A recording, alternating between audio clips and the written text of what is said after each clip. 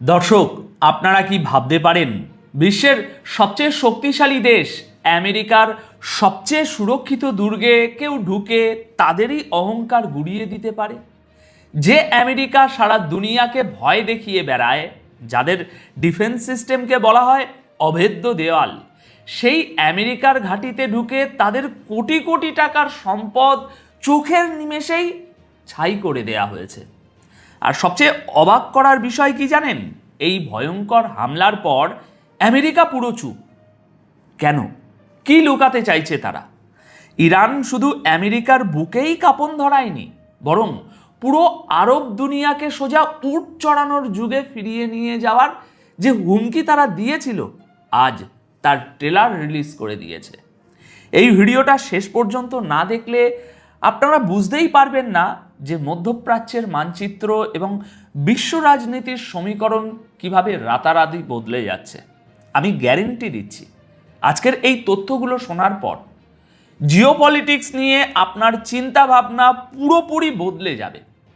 তো চলুন শুরু করা যাক আজকের এই গুরুত্বপূর্ণ প্রতিবেদন। দর্শক, ইরান সৌদি আরবের প্রিন্স সুলতান এয়ারবেসে একটা ভয়ঙ্কর এবং বিশাল হামলা চালিয়েছে। এই হামলার ইম্প্যাক্ট এতটাই জোরালো যে ইতিমধ্যেই 10 জন মার্কিন সেনা আহত হয়েছেন, যাদের মধ্যে 2 জনের অবস্থা অত্যন্ত আশঙ্কাজনক।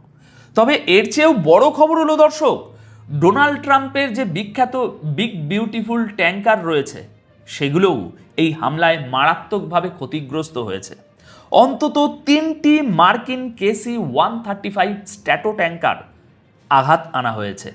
আর শুধু তাই নয়, একটি বিশাল বড় এবং ভীষণ দামি E-3 সেন্ট্রি অ্যাওয়াক এয়ারক্রাফট, যার দাম প্রায় $400 থেকে $500 মিলিয়ন, সেটিকেও সরাসরি হিট করা হয়েছে।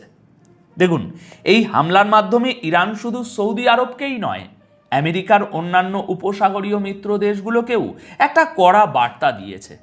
ইরান যেন চোখে আঙুল দিয়ে দেখিয়ে দিল, দেখো, তোমাদের সবচেয়ে সুরক্ষিত জায়গা রিয়াদের কাছে থাকা আমেরিকার ফরওয়ার্ড বেস, যেখানে তাদের ট্যাঙ্কার আর এয়ারক্রাফট থাকে, আমরা যদি সেই সবচেয়ে নিরাপদ ঘাঁটিতেই আঘাত আনতে পারি, তাহলে তোমাদের ডিস্যালিনেশন প্ল্যান্টগুলো, মানে ওই সমুদ্রের জল পরিশোধন যে কেন্দ্র, তার কি নিরাপত্তা আছে? দেখুন, স্পষ্ট বার্তা এটাই যে আমেরিকাকে সাপোর্ট করার আগে আরেকবার ভেবে নাও এর জন্য তোমাদের কি মূল্য চুকাতে হতে পারে। দর্শক, ইরানের এই হুমকি কিন্তু মোটেও ফাঁকা আওয়াজ নয়। আপনারা স্যাটেলাইট ইমেজেও দেখতে পাচ্ছেন যে কিভাবে KC-135 স্ট্র্যাটো ট্যাঙ্কারগুলোকে ধ্বংস করা হয়েছে। দেখুন কিভাবে চারপাশ থেকে ধোঁয়া ঢেকে গেছে।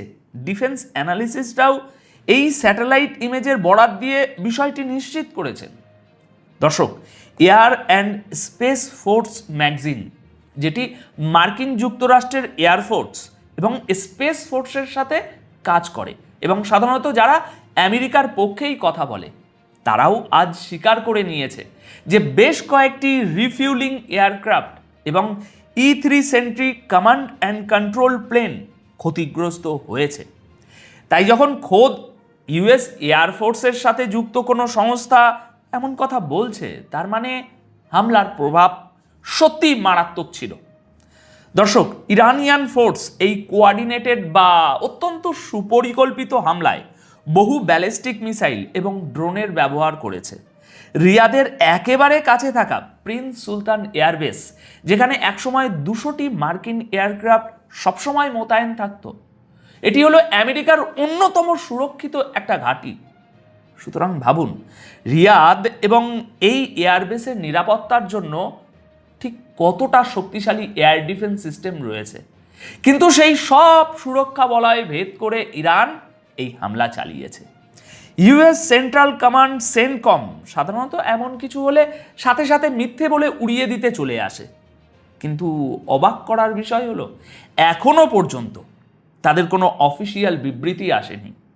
সৌদি এবং মার্কিন এয়ার ডিফেন্স বেশ কিছু মিসাইল ও ড্রোন ইন্টারসেপ্ট করলেও কিছু মিসাইল এবং কয়েকটি ড্রোন তাদের এয়ারশিল্ড ভেদ করে ঘাঁটিতে আঘাত এনেছে। আপনি ভাবলে অবাক হবেন, টার্গেট হিসাবে ঠিক সেই জায়গাটিকেই বেছে নেওয়া হয়েছে যেখানে শুধুমাত্র মার্কিন এয়ারক্রাফটগুলো ছিল। সৌদি এয়ারক্রাফটগুলোকে এতটুকুও ছোঁয়া হয়নি। তাহলে ভাবুন ইরানের কাছে ঠিক কতটা নিখুঁত ইন্টেলিজেন্স ছিল। ঠিক যেখানে ট্যাঙ্কারগুলো পার্ক করা ছিল এবং যে বিল্ডিংয়ে মার্কিন সেনারা ছিলেন একদম নিখুঁতভাবে সেখানেই আঘাত আনা হয়েছে। সেন্টিনেল-2 স্যাটেলাইটের ছবিতেও পার্কিং এরিয়ার এই হামলার স্পষ্ট ধ্বংসলীলা আমরা দেখতে পাচ্ছি। ধোঁয়া আর ড্যামেজের প্রমাণ মিলেছে। এই হামলায় 10 থেকে 12 জন মার্কিন সেনা আহত, যার মধ্যে 2 জন ইতিমধ্যেই আশঙ্কাজনক অবস্থায় রয়েছেন। আচ্ছা, এবার আসি এর আসল প্রভাবে। প্রথমত, ট্যাকটিক্যাল লেভেলে সেখানে ইরান এটা প্রমাণ করে দিয়েছে যে টার্গেট যত হাই ভ্যালু বা সুরক্ষিতই হোক না কেন তা ইরানের মিসাইল রেঞ্জের মধ্যেই আছে। যুদ্ধের শুরুতে সেন্টকম বলেছিল যে ইরানের 90% মিসাইল ও ড্রোন সক্ষমতা ধ্বংস হয়ে গেছে, কিন্তু সেসব যে ডাহা মিথ্যে কথা তা এখন পরিষ্কার প্রমাণ পাওয়া যাচ্ছে। কারণ খোদ আমেরিকা এখন স্বীকার করেছে যে এই 1 মাসে তারা ইরানের মাত্র 1/3 মিসাইল ভান্ডার নষ্ট করতে পেরেছে। অর্থাৎ এখনও ইরানের 2/3 মিসাইল সক্ষমতা সম্পূর্ণ অক্ষত রয়েছে। আর অপারেশনাল দিক থেকে দেখলে KC-135 বা E-3 অ্যাওয়াক্সের মতো এয়ারক্রাফট ধ্বংস হওয়ার ফলে ইরানের বিরুদ্ধে আমেরিকার এয়ার অপারেশনের ক্ষমতাও অনেকটা কমে আসছে। যদিও আমেরিকার কাছে 90টিরও বেশি KC-135 আছে, কিন্তু মাত্র 1 মাসের মধ্যে ইতিমধ্যেই 8 থেকে 10টি ধ্বংস হয়ে গেছে। দেখুন দর্শক, স্ট্র্যাটেজিক লেভেলে দেখলে আমেরিকা এখন আর নিজেদের ফরওয়ার্ড বেসগুলোকেই সুরক্ষিত রাখতে পারছে না। এই ভয়ে তারা তাদের সামরিক সরঞ্জামগুলো এদিক ওদিক সেদিক সরিয়ে ফেলতে বাধ্য হচ্ছে। কারণ তারা বুঝে গেছে যে ইরান যে কোনো সময় তাদের উপর হামলা চালাতে সক্ষম। অর্থাৎ আমেরিকা এখন আর আগের মতো সুরক্ষিত নয়। দ্বিতীয়ত, এই হামলা আমেরিকার গালফ মিত্রদের যেমন সৌদি আরব, UAE, কাতার, বাহরাইন তাদের জন্য একটি বিশাল বড় ধাক্কা। এই দেশগুলোতে আমেরিকার বড় বড় সামরিক ঘাঁটি রয়েছে।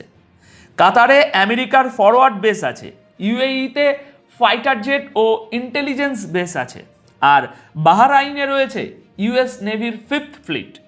এই হামলার পর গালফ নেতারা ভাবতে বাধ্য হচ্ছেন যে তারা কি আর আমেরিকাকে সাপোর্ট করবেন। কারণ সাধারণ জনগণ এমনিতেই চায় না তারা আমেরিকার পক্ষ নিয়ে লড়ুক। আর আমেরিকা যখন নিজেদের ঘাঁটিরই সুরক্ষা দিতে পারছে না, তখন মিত্রদের সুরক্ষা দেবে কিভাবে? এখন সবশেষে দর্শক এটাই বলবো যে ইরান বুঝিয়ে দিয়েছে যে তারা চাইলে এই দেশগুলোর সাধারণ জীবনযাত্রার উপর চরম আঘাত আনতে পারে। কারণ এয়ারবেস বা মিলিটারির মতো হার্ড টার্গেটে আঘাত করাই যখন তাদের পক্ষে সম্ভব হচ্ছে, সেখানে সাধারণ পেট্রোলিয়াম বা রিফাইনারি বা ডেটা সেন্টার বা ডিস্যালিনেশন প্লান্টের মতো সব টার্গেটগুলোকে ধ্বংস করা তো তাদের কাছে জল ভাত। আর এই প্লান্টগুলোতে একবার আঘাত হলে পুরো উপসাগরীয় এলাকার জল ও বিদ্যুৎ একেবারে ধুঁকে পড়বে।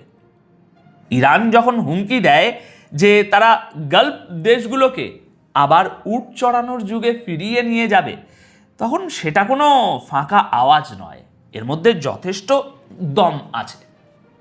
আমেরিকার সবচেয়ে সুরক্ষিত ঘাঁটিতে হামলা করে ইরান এই মেসেজটাই একদম ক্লিয়ার করে দিয়েছে। আর তাই এখন উপসাগরীয় রাজতন্ত্রগুলো আগামী দিনে আমেরিকাকে সাপোর্ট করার জন্য প্রস্তুত হবে কিনা সেটা নিয়ে এখন 10 বার ভাবতে হবে। দেখুন, যুদ্ধে শুধু মিসাইল বা গোলাগুলি দিয়ে জেতা যায় না, জেতা হয় সাইকোলজিক্যাল বা মনস্তাত্ত্বিক গেম দিয়ে। আর ইরান ঠিক এই জায়গাতেই মাস্টার স্ট্রোক খেলছে। ইরান আসলে সৌদি আরব, কাতার বা UAE-র মতো দেশগুলোর সামনে একটা আয়না ধরেছে। তারা বুঝিয়ে দিয়েছে যে আমেরিকা নিজেদের সবচেয়ে সুরক্ষিত এয়ারবেস বাঁচাতে পারে না, তারা তোমাদের কোটি কোটি টাকার তেলের খনি আর জলের প্ল্যান্ট বাঁচাবে। কি করে বাঁচাবে? একটু ভেবে দেখুন, এই দেশগুলো টিকে আছেই তাদের পেট্রোলিয়াম আর ডিস্যালিনেশন প্লান্টের উপর। ইরান যদি আগামী দিনে সেখানে আঘাত আনে, এই পুরো উপসাগরীয় অঞ্চল সত্যি আবার ওই উট চড়ানোর যুগে ফিরে যেতে বাধ্য হবে। আগামী দিনে আপনারা খুব স্পষ্ট দেখতে পাবেন যে এই আরব দেশগুলো আস্তে আস্তে আমেরিকার কোল থেকে বেরিয়ে আসার চেষ্টা করবে, কারণ কেউ নিজের দেশের অর্থনীতিকে ঝুঁকির মুখে ফেলে আমেরিকার হয়ে বদনাম কুড়াতে চাইবে না। মধ্যপ্রাচ্যে আমেরিকার যে একচ্ছত্র আধিপত্য ছিল তার শেষের শুরু হয়তো এখান থেকেই হয়ে গেল। তো দর্শক, বিশ্ব রাজনীতির এই সমীকরণ নিয়ে আমার আজকের এই বিশ্লেষণ আপনাদের কেমন লাগলো? আপনাদের কি মনে হয় আরব দেশগুলো এবার আমেরিকার সঙ্গ ছাড়বে? নিচে কমেন্ট করে অবশ্যই আপনাদের মতামত জানান। দেখা হচ্ছে পরের ভিডিওতে আরও একটি বিস্ফোরক বিশ্লেষণ নিয়ে। ভালো থাকবেন, সুরক্ষিত থাকবেন। ধন্যবাদ আপনাদের সকলকে।